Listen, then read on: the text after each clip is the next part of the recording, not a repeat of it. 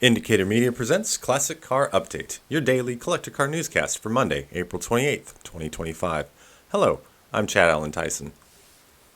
We begin with auction news.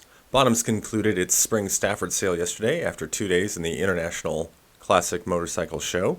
Just 13 of the 257 lots didn't sell, making a sell-through rate of 94.9% and a grand total of $3,174,450 or $4,242,304.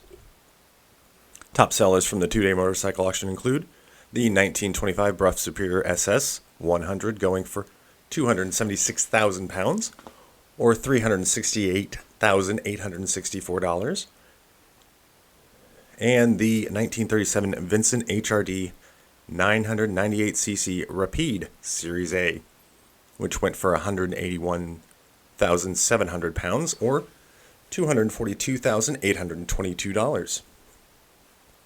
RM Sotheby's begins closing lots on their Shift Online Europe and Middle East sale today. Although they billed the sale as consisting of up to 100 cars right before bidding began to close, there were 82 on offer, with a 2024 Aston Martin DBR 22 sitting at €1,020,000, which is $1,159,493, and a 2010 Maybach 62S Landaulet at $990,000. We are still awaiting worldwide auctioneers' results from their weekend sale in Auburn, Indiana, and still waiting on Broad Arrow Auctions Porsche Air Water sale results.